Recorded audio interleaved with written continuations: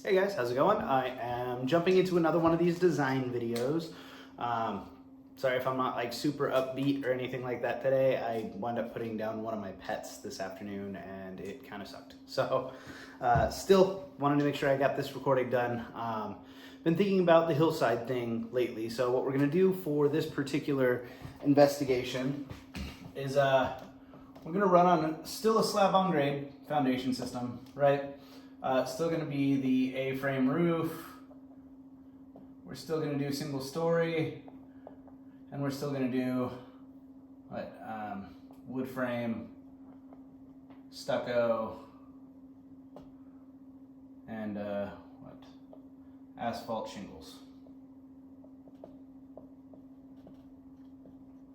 Okay, so these are the conditions for which we're going to do this next type of evaluation. Remember, the first thing we do is trace the water, have an earth. The big thing though is we're going to be on a flat lot in a graded subdivision, which means slope to here, maybe a retaining wall or something, flat lot, another retaining wall slope, or the slope can be moving up toward the back of the home, usually not the other way or whatever, but so there's a slope somewhere on this site, right? So with the A-frame roof, typically water hits, comes down, we check the downspouts, check the discharge points here, doesn't, and then check the grading. We're gonna assume for this particular video that all of that is actually okay. We've got good drainage and grading surrounding the property. You can follow the water from heaven to earth and figure out where it goes and how it's discharged off the lot, okay, just for this video. So when I start my investigation, trace the water and start looking for signs of damages.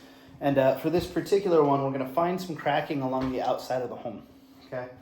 I'm gonna draw the overhead plan view now.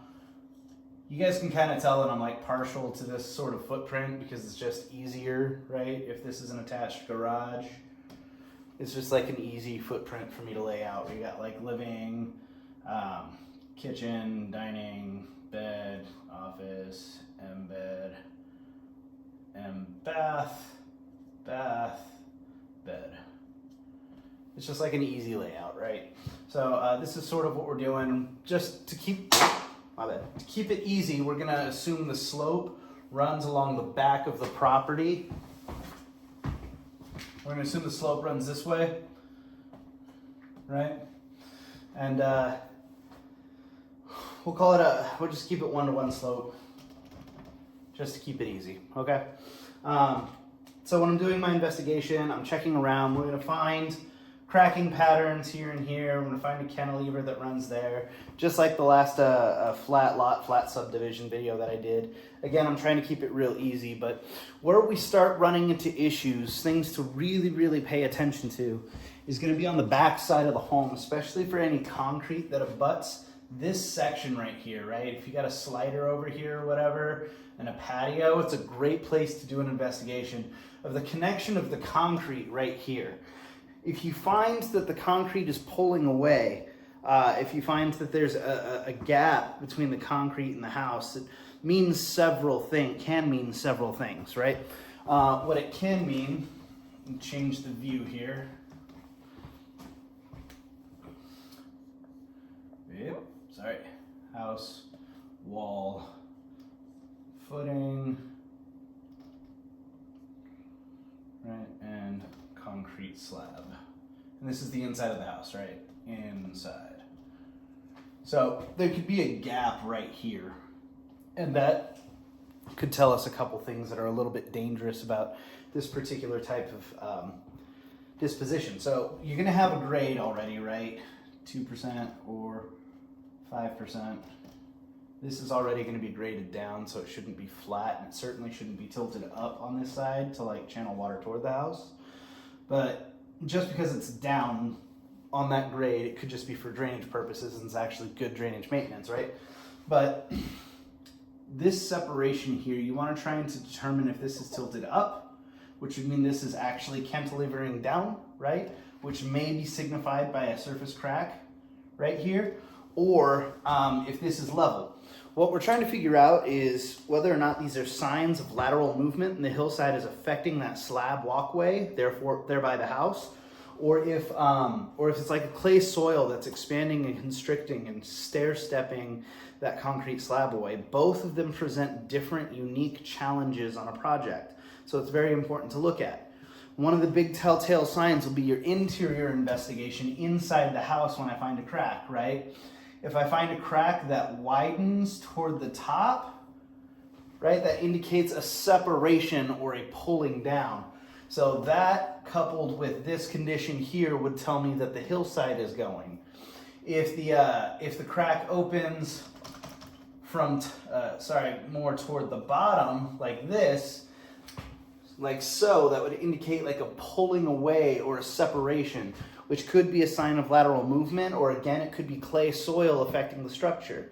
That's where a good evaluation of a contour map or your manometer survey in conjunction with the signs and symptoms that you're looking surrounding the property is going to help to evaluate the proper repair or response in order to stabilize and level the home, right?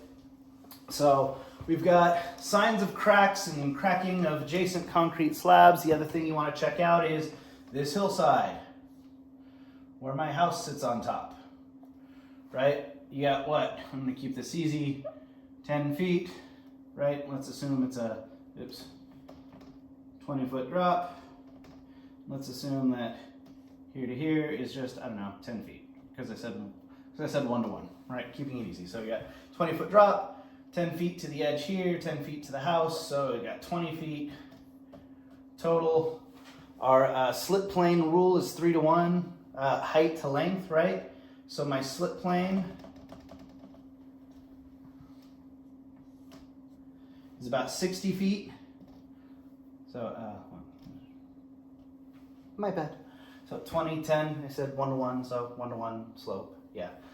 So even on a 1 to 1 slope, there's about an additional 30 feet that's affected by the slip plane. I know that I need to start focusing on lateral resistance of the structure if it is not isolated to a clay soil foundation issue. Talking specifically about the stair-stepping slab on the outside or the separation crack patterns on the inside of the home. One good question is it a highly expansive clay soil? This is where engineering helps. You can do the poor man's expansion test. You can check for the leaks on the water meter in the front, which is another trick that I showed in a different video. But you should be evaluating sort of whether this is going to be a clay soil issue, a compressibility issue, a hillside creep issue, a slope stability issue, blah, blah, blah, blah, blah, blah, blah, right? So we know that hillside creep can be a part of this. We want to check for vegetation, make sure that this slope is stabilized as much as we can. We're going to be checking for a retaining wall that goes down into the base of the slope, right? Is this retaining wall tilting? If it is, it's a slope failure for sure, right? That goes all the way up to like crib walls or V-channels or everything that might go all the way up this slope to the top. Check the condition of all of that stuff, guys. It's so easily overlooked. A lot of people just look at a house that has settled on a hillside and they think about re-leveling the house and they pop a 35-year warranty on it, 25-year, 35-year warranty on it, and all they've really done is re-level the house. They haven't done anything for lateral stability or to stabilize the hillside or anything of that nature, right? So you need to evaluate the conditions of the hillside in order to better understand how to provide a warranty to your customers. That's why in the Read Your Contracts video, I talk about reading your contracts and the things that are specifically excluded from warrantable items, right? It's a whole different deal on that. So for this particular home, we are going to assume, yes, it's subject to the hillside creep. 20 feet. I don't know why I just did this, I'm sorry. 20 feet. We'll give them another 10 feet until the house, right? So we've got this condition which exists. So when I'm starting to think about how to stabilize this, we'll do retaining wall, right? Not tilting. Retaining wall is fine.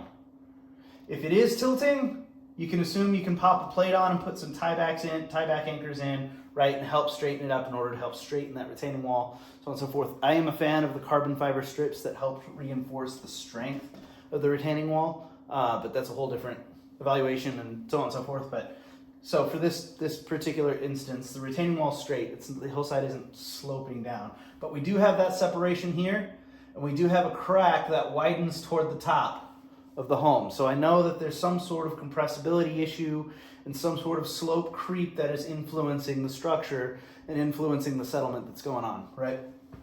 Aside from that, area drains all kind of check out. They're in good locations. The drainage was all good. We traced heaven to earth and discharge points, and doesn't shoot water onto your slope and doesn't slough and isn't causing erosion all up here. And the vegetation is all good up the slope, right? So it's like ideal conditions, but it's still failing.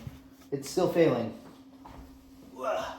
So I know that I'm going to need to provide some degree of lateral resistance on the structure, and whatever repair method I'm going to do is either going to explicitly exclude that, which is not a great service to your clients, or it needs to address it, right?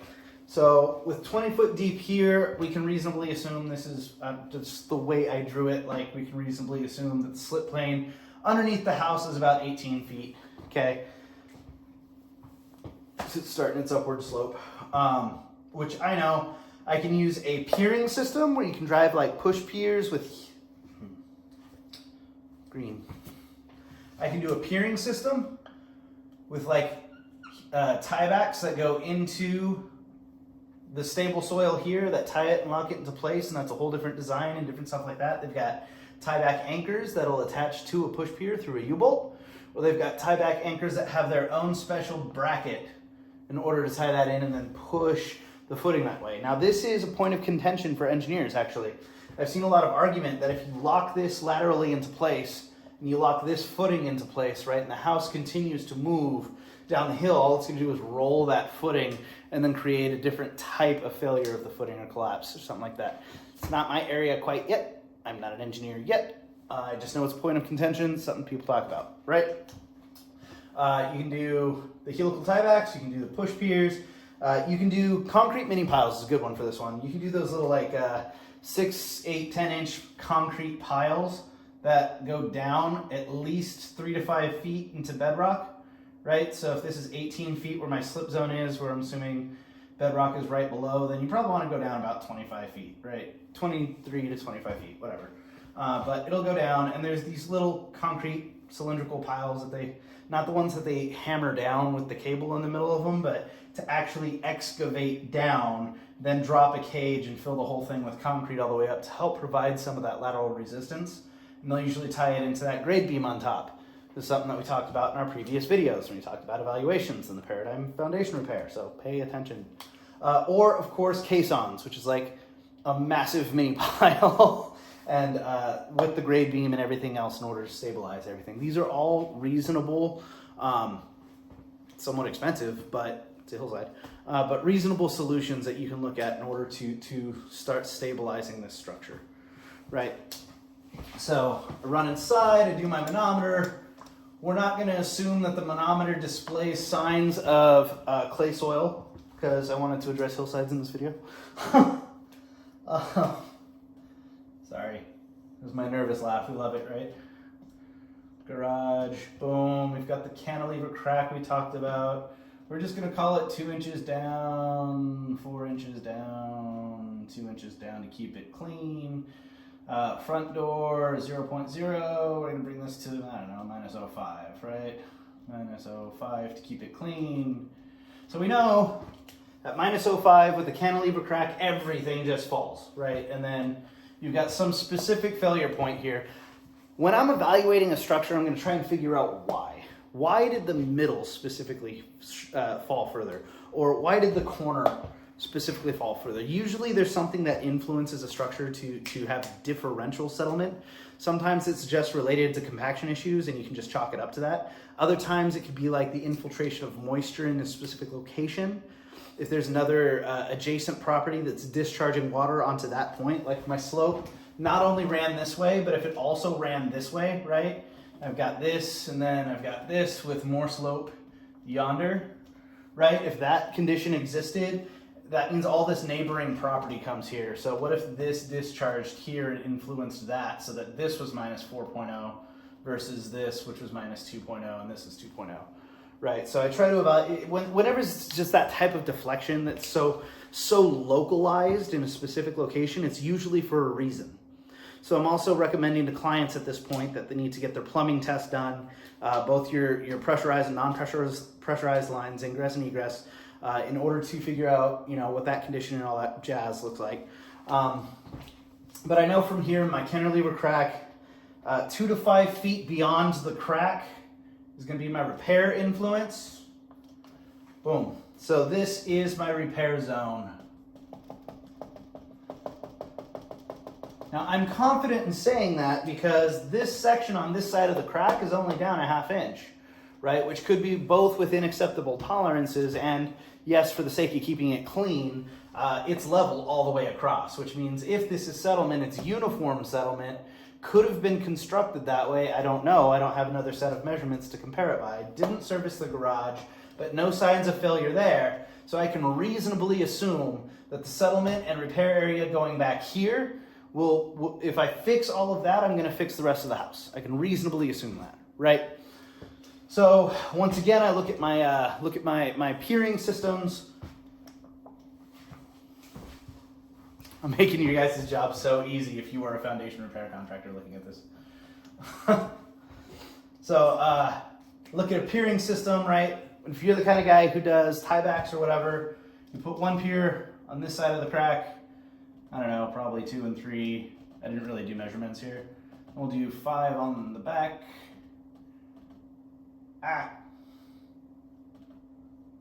So for this, you got all that, and then usually the engineers design every other pier. So you can either do 1, 2, and 3. That's how I would estimate it if I were you.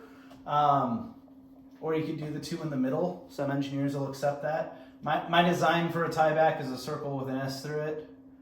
Boom, circle, S through it. That's just my tieback design.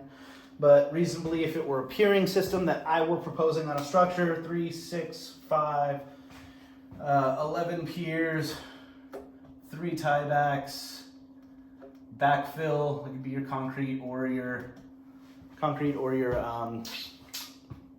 polymer.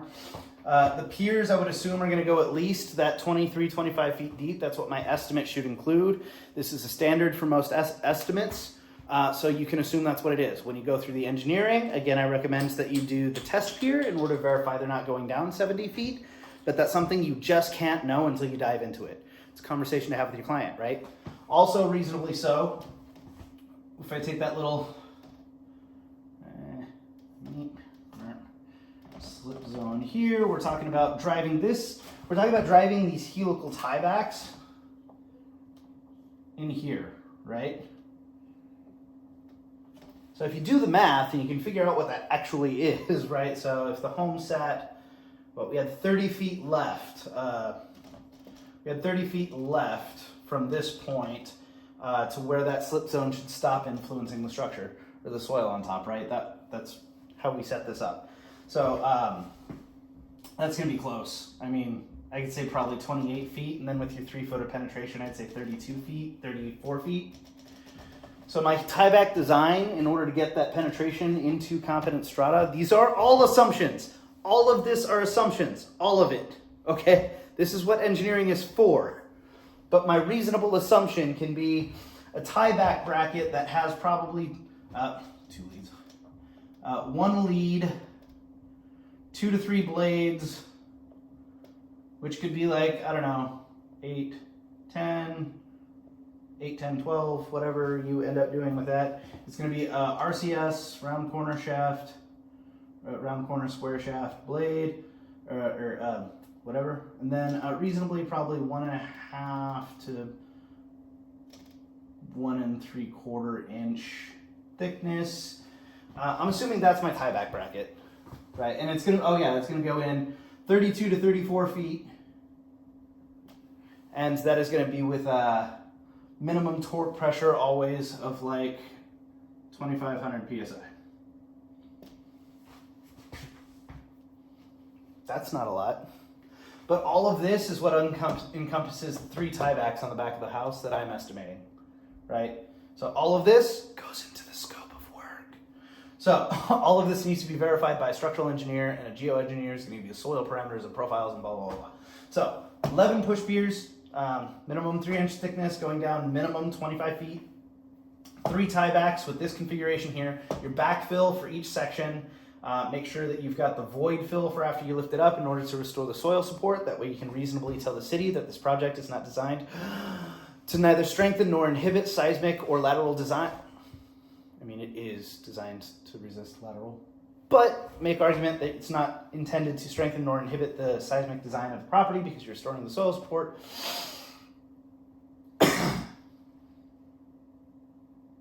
Yeah, I think that's it. Then obviously like concrete and whatever cosmetic finishes need to go throughout this entire property.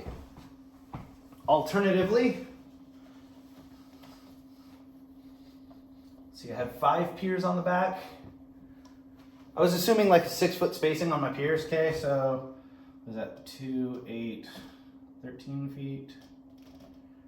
13 feet got me past this crack, so I'm gonna assume that it's probably 10 feet to the crack. Reasonably.